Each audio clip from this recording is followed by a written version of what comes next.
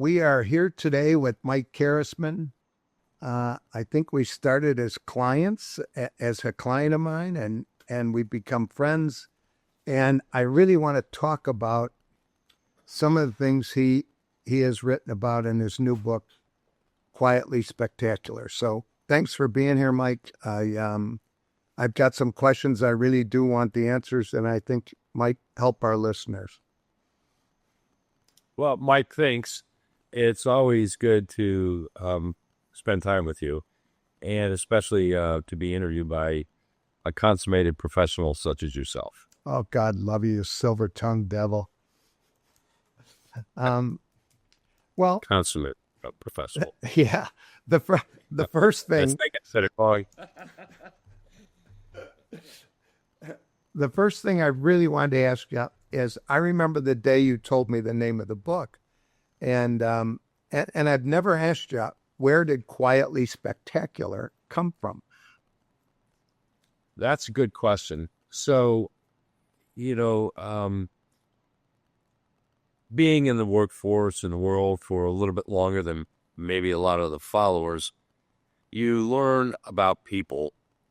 And the people I admired the most, the people I respected the most, were not the ones who bragged the most, or had the most money, or had the most followers, or the popularity.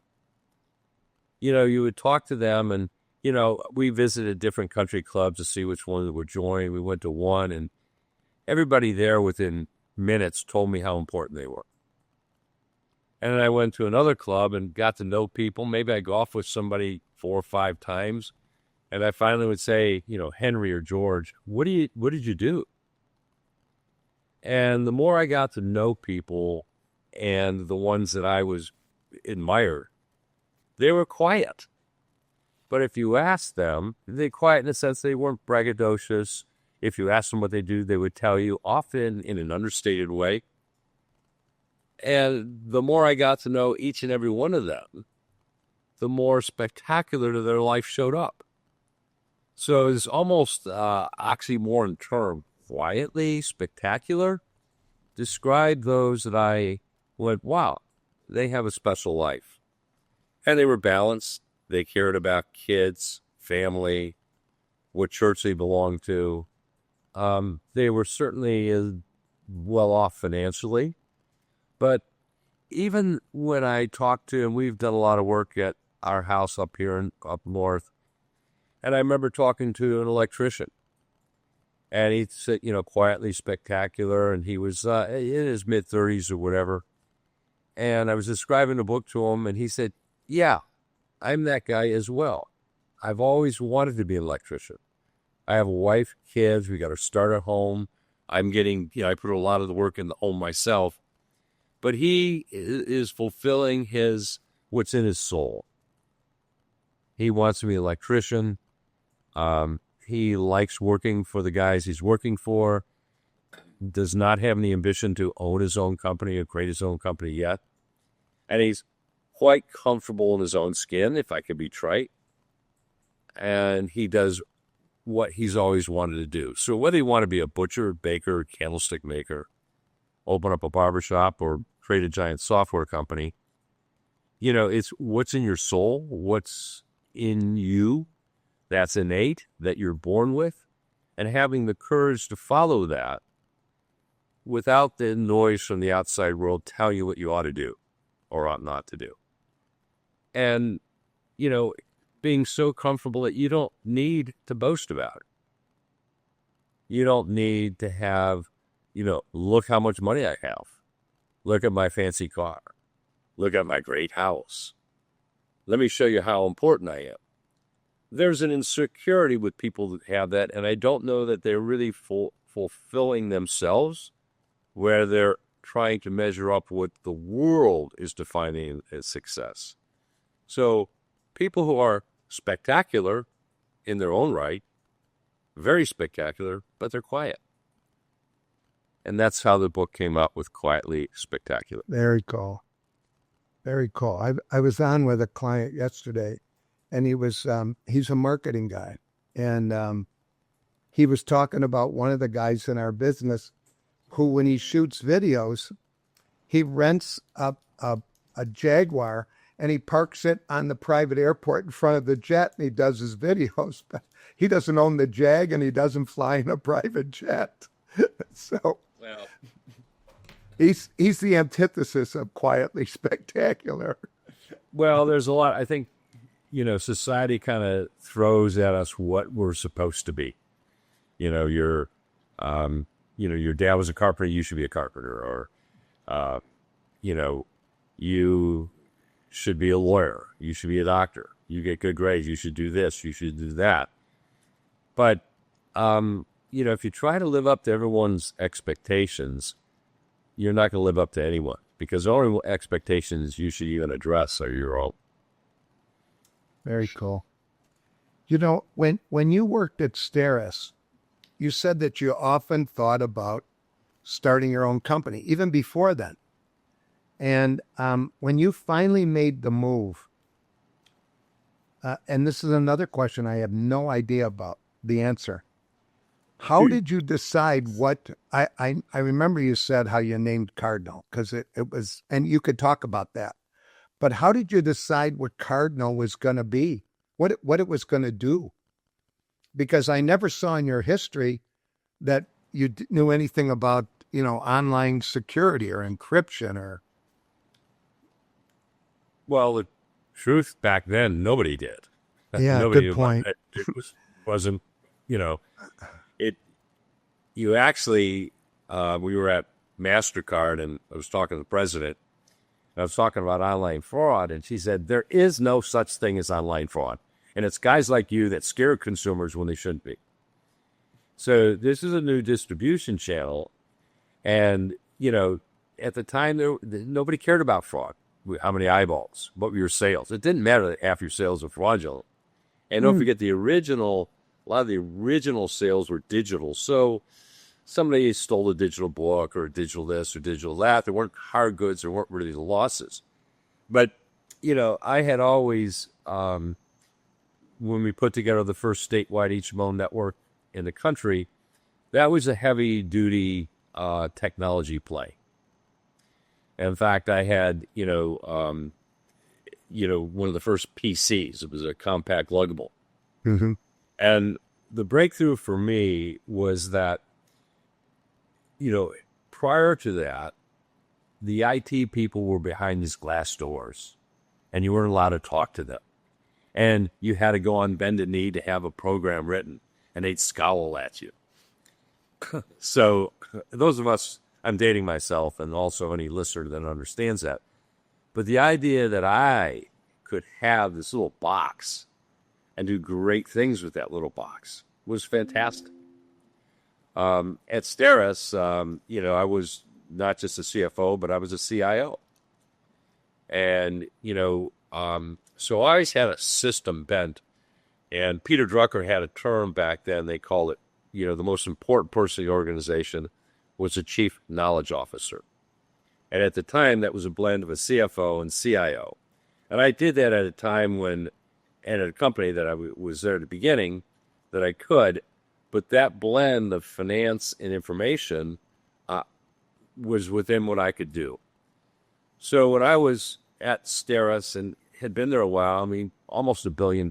So, and I was starting to think, I've always had this recurring dream since high school of creating a company in my hometown that happened to have the name of Cardinal. So, I was looking at how I had done quite well financially. I had stock options, I had the title, the corner office, all the trimmings. But there was still this urge in me, Mike. Your dream was always to be. Your dream was always to create from scratch. In fact, the first book that written was Encrypting Billions, but I often thought that book should have been titled From Scratch. So, one thing at the time I was at Steris, I could have made more money, could have learned more, gained more experience. But the one thing I couldn't get at Steris was get younger. And, I reflected on the times that I thoroughly enjoyed myself, where time disappeared and I was enmeshed in work. We're at early stage or developmental stage companies. So, the time was right. I had enough money to start Cardinal. We needed more and raise some money down the line, and that's for another story. But I had that blend of some folding money, a checkbook, experience, and enough youth, because all of these things take an enormous amount of time, energy, endurance, all that kind of thing. So that was a time. People thought I was absolutely lost my mind. Steris was a high-rocketing company. I think in the 90s it was rated the 7th best IPO in the 90s. And my buddies actually say if you look back, some of those companies that disappeared, you might end up being one of the top 2 or 3, if not 1. So it was a great, great story for Cleveland, Ohio, for healthcare. We made the first rapid low-temperature sterilization system. And you think about endoscopes, and not so long ago, nobody knew what an endoscope was. Yeah. Now people are having endoscopic procedures, and those instruments are fantastic. But they're delicate, fragile, heat sensitive. They can go into your body. It's minimally invasive surgery and do amazing things without, damaging, having all the collateral damage. Unfortunately, there was no way to sterilize those until Steris came along and created this liquid process that can flow through all the lumens, because the key to any sterilization technology is you got to get to the surface for a period of time to make sure that surface is safe. So, it was a great story. I had stock options. Like I said, could have made more money. And it was a very, very, very cool job. But it was a time for me to follow my own dream, the dream that kept coming back, to create a company from scratch in my hometown called Cardinal. At that time, the internet was wide open. There was, I figured, not that this was a brilliant deduction, that, this is going to be one heck of a distribution channel and a communication channel. But when I looked at it, it was like there are no controls. It's wide open. And so I started studying commerce in the face-to-face world. And, it was kind of, there was a fella who had a dry cleaning service. He actually was from Korea. He moved to the United States and actually worked at a dry cleaner for free for a while, just so he can learn the business. And I would come in, and because we talked, he knew who I was. No matter how long the line of people, he would go back and he would get my clothes, hang them on the rack. I put my bag there. I take them. He'd send me a bill. And I thought, that was effortless commerce. And how could you do that online? And so that was, in fact, the first term that I used was going into the internet as an encoded, encrypted fistful of dollars. But to answer your question very briefly, the internet was going to be a great big giant distribution channel. And what it needed was industrial purchase controls.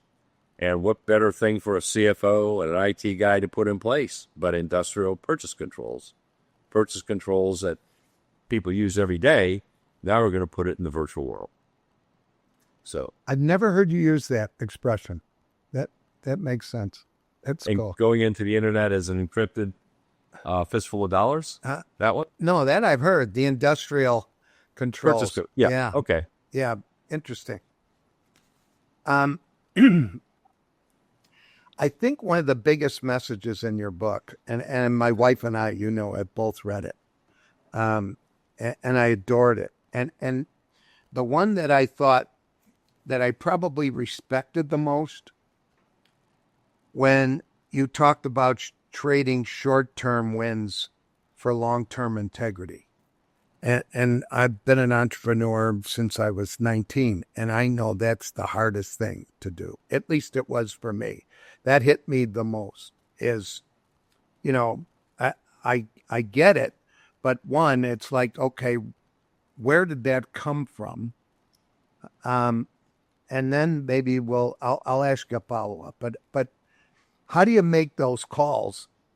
Here, I'll tell you the other one is how do you literally embed that into your culture and get your investors to go along with it?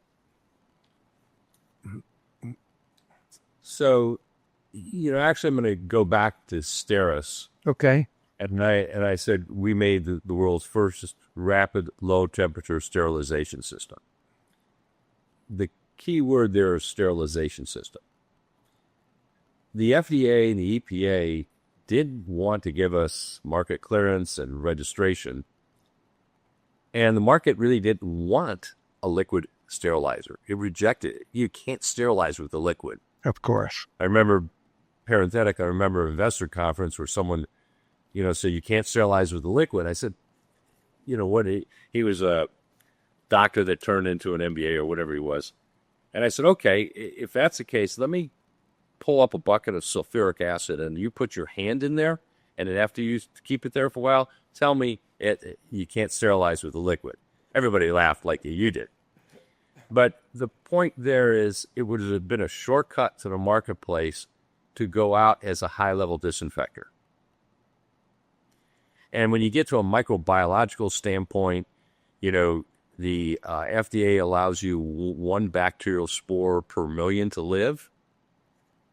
And if you let two live, you're no longer a sterilizer, you're a high-level disinfector. Wow. So, you can get, but the difference between one or two is whether you're a sterilizer or not. Got it. Okay. And the problem with high-level disinfection, you don't know if you've not killed 2 or 200,000. So, I like what one nurse said, I disinfect my kitchen floor. I want sterilized instruments in the operating room. Yeah, of course. So, that was that was not me. That was Bill Sanford, who was a leader there. And he stuck to his guns on that. And, fundamentally, again, short-term gain, but the long-term gain was we were the only liquid sterilizer in the world. Wow. Similarly, at Cardinal, we gained a lot of information because we were involved in online commerce. We had a lot of information on consumers, merchants, what consumers bought, etc. And there was a time where information was the cat's meow, and all kind of valuations for information. And many people wanted to buy our information. And, it paid a lot of bills. It made a lot of people happy. But where we wanted to be was a impartial, objective authentication agent for everybody without bias towards anyone. So that was hard to do. You never sold your data, right? Never. And so that was an important thing. We also, and probably something that is a little more subtle, but we charge per transaction. And all the big guys didn't want to pay. They'd give us some software, give us a bulk deal. Nope. And big giant companies that are household names, we wouldn't do it but by transaction.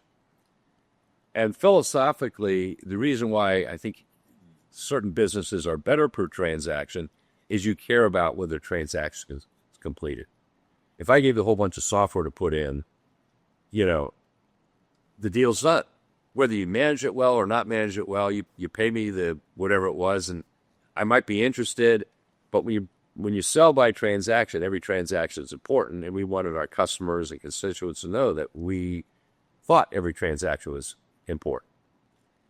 And again, short-term gain, we got a big giant customer, we got a big revenue thing, but we compromised our, per transaction philosophy versus a bulk sale.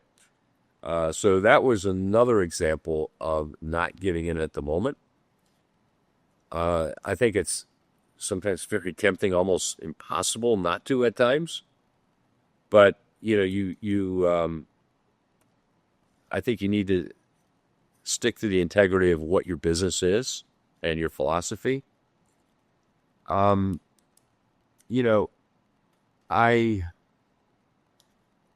another example, we had one of those ransomware or whatever those people, give us a whole bunch of money or we're going to block your system and close you down. So I got the guys together and I said, okay, we're supposedly a security company. I think if we give in on this, the guys will, no, they can't, we'll win. Yep. So we said, I dare you. An interesting, and how this gets inserted. One of our investors saw that name and started Googling that company's name and looking at the website. And what I wanted to say to him, you nincompoop, you just told them who the investors are. Yep. And what they're going to do is go to your companies, other companies, to go there. I didn't say you're a nincompoop, but I really wanted to. So anyway, again,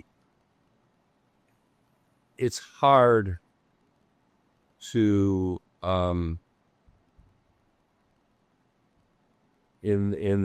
things aren't going rosy and things are there, to say, no, we're sticking to our guns. We're sticking to our philosophy. We're a sterilizer. We're a security company. We're a per transaction company. And, I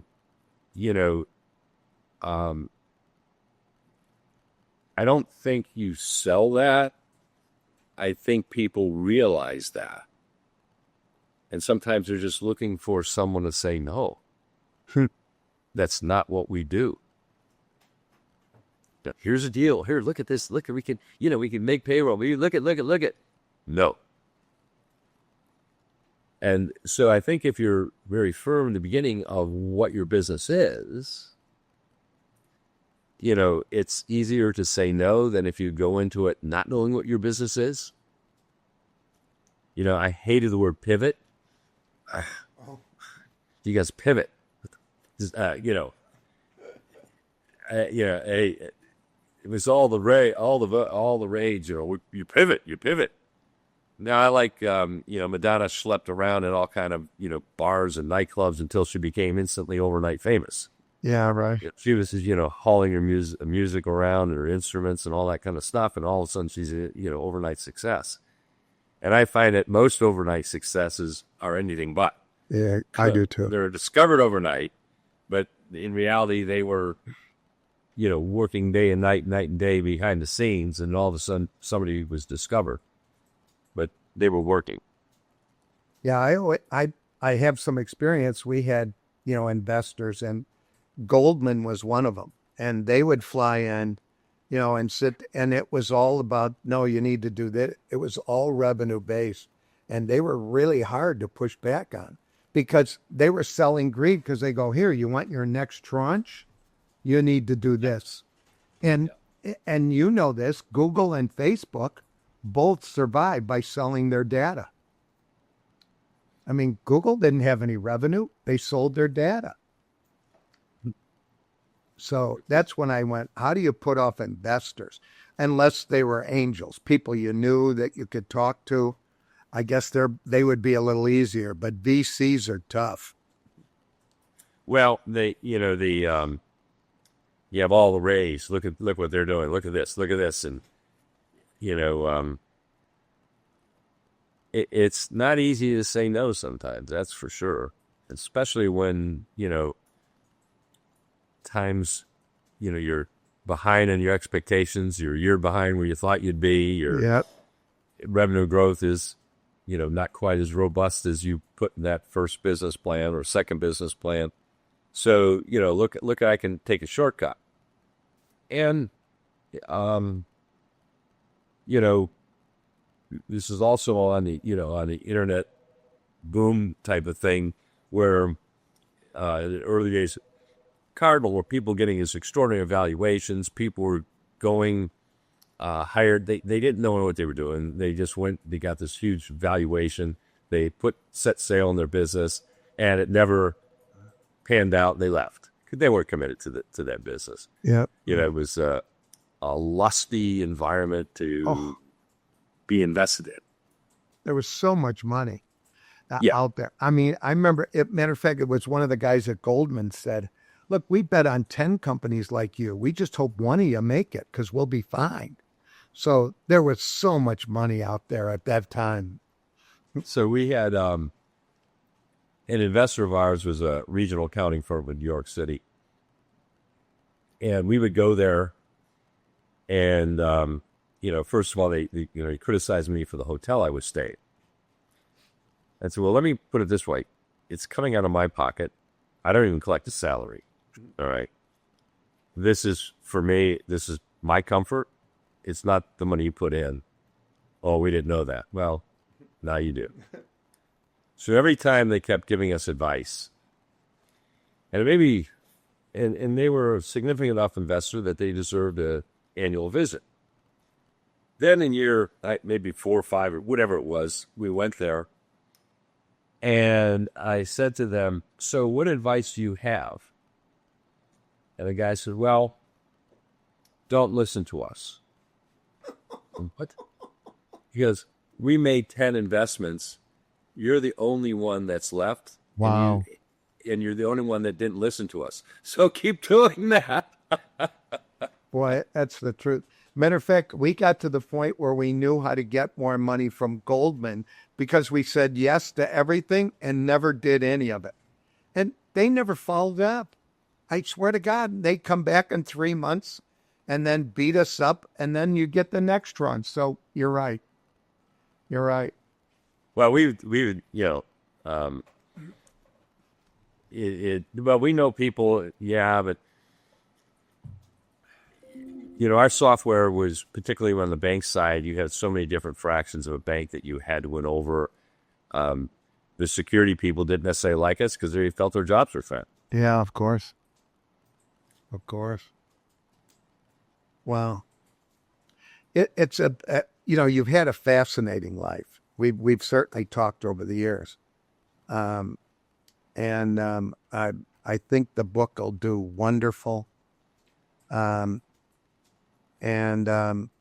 we'll close because we're getting close to 30 minutes, but we'll close on something a little lighter because I really want you to talk about the tree, because that just tickles me to no end.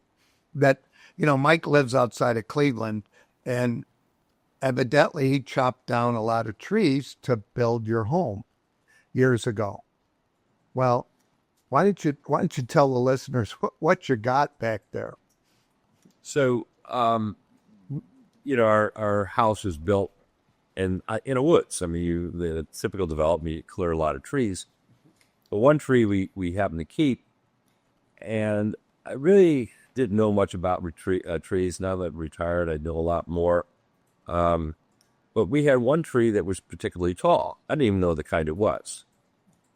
And our landscaper said, well, that's an elm tree. That's okay. Good. Well, as years go by, more people in the know would ask me about that tree, so I got more curious to find out about it. And our landscaper said, that's the tallest elm I've ever seen in my life. So I Googled, tallest elm, American elm, which was 109 feet in the Detroit cemetery. So I called Holden Arboretum, had them come out to estimate the tree, 120 to 130 feet, but an estimate. Davy Tree, which is a tree management company, Yeah. came out, said the same thing. So I had the Ohio Department of Natural Resources come out, and it is officially 132 feet tall, which makes it the tallest elm tree in the world, American elm tree in the world. And second tallest elm tree, there's a English elm tree in Austria that's 2.5 feet taller. So it's great to have this wonderful big giant tree. My hope is that, the Dutch elm disease didn't affect it. And maybe it has a genetic predisposition against that disease. Because elm trees were one of the most popular trees in America for a long time. In fact, the Boston shipbuilding industry really grew up because of elm trees, because they make great sailing masks. Straight tree, hardwood, but some great flexibility. Sure. And the English actually moved their shipbuilding to Boston in part because of the abundance of elm trees. Wow. Well, see, I know a whole bunch, a lot of things that aren't that important. yeah, you can go on Jeopardy. Yeah. Well, it's been fun, and I appreciate it.